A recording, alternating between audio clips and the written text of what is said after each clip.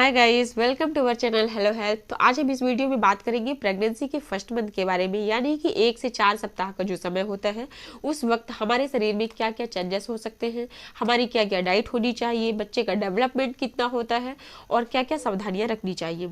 तो चलिए शुरू करते हैं कि फर्स्ट मंथ में आप अपने शरीर में कई तरीके के चेंजेस एंड सिम्टम्स आपको देखने मिलेंगे, जैसे कि एसिडिटी का होना, vomiting, nausea, dizziness, headache, urination यानी कि बार बार आपको यूरिन की इच्छा लगेगी, मॉर्निंग सिकनेस भी होगी, आपका मूड स्विंग्स भी होगा, मूड चेंज होगा थोड़ी जल्दी जल्दी, और टायर्डनेस भी लगेगी, स्मेल सेंसिटिविटी भी आपकी चेंज होगी, कोई भी चीज़ आपको ज़्यादा पसंद आने लगेगी या फिर किसी चीज़ की स्मेल से आपको अच्छा नहीं लगेगा। तो ये सारे सिम्टम्स आपको स्टार्टिंग के दिनों में आपको अपने बॉडी में देखने के लिए मिलेंगे।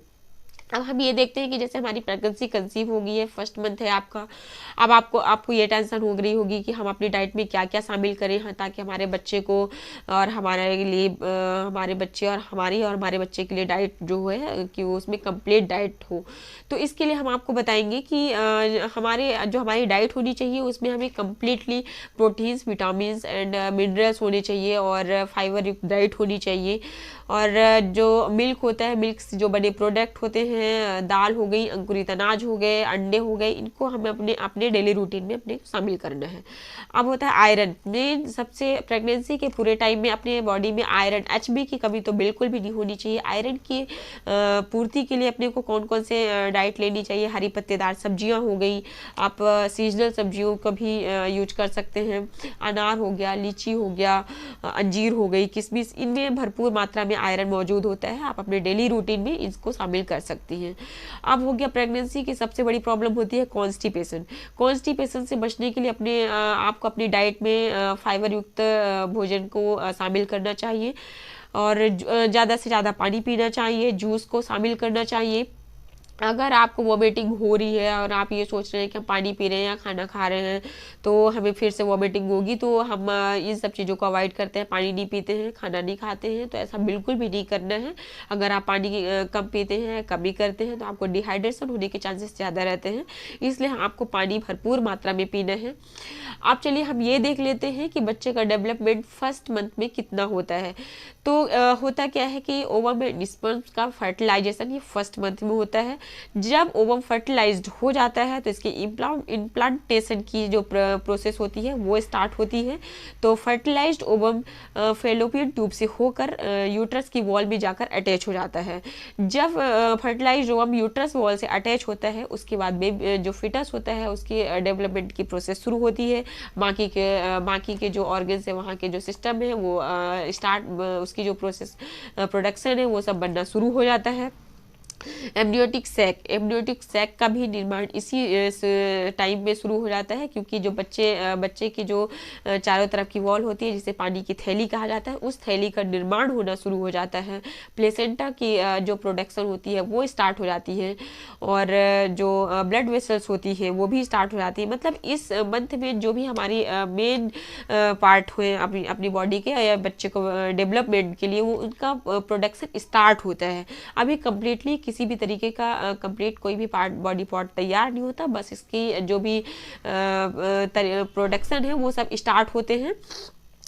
उसके बाद क्या होता है कि हम इसका साइज देख लेते हैं। साइज बच्चे का जो इस वक्त साइज होता है वो होता है सिर्फ एक चावल के दाने के बराबर साइज बच्चे का।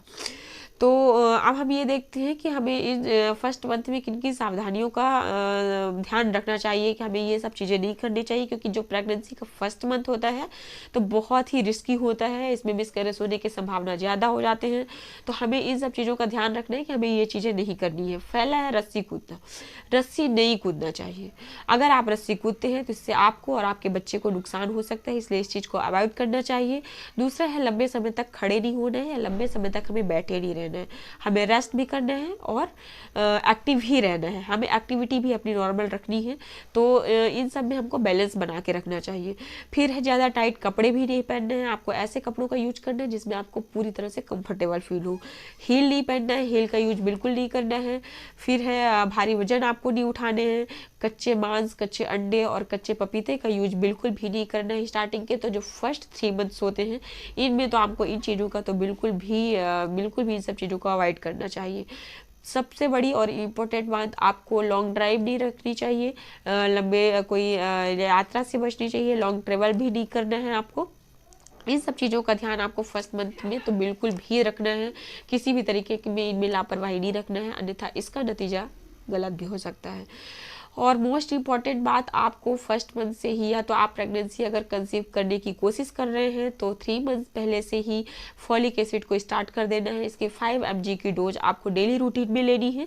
और अगर आपने अभी तक स्टार्ट नहीं किया है तो जैसे ही आपको प्रेगनेंसी पता चलती है कि हमारी प्रेगनेंसी कंसीव हो गई है, तो आपके अपनी डेली रूटीन में फॉलिक एसिड की 5 mg की डोज आपको शामिल कर लेना चाहिए। इससे क्या होता है कि जो फॉलिक एसिड होता है वो आपके न्यूरल ट्यूब की जो डिफेक्ट है उनको रोकने के लिए बहुत कारगर होता है। जो जैसे कि स्पाइना बिफिडा वगैरह होते हैं, इनको रोकने के लिए बहुत ही कारगर होता है। इसलिए फॉलिक एसिड को अपने डेली रूटीन में बिल्कुल ही शामिल करना है।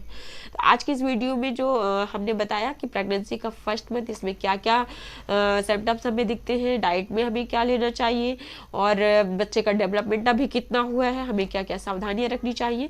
तो आई होप कि आप इन सब चीज़ों का बिल्कुल भी ध्यान रखेंगे और अपना और अपने बच्चे का बिल्कुल ख्याल रखेंगे।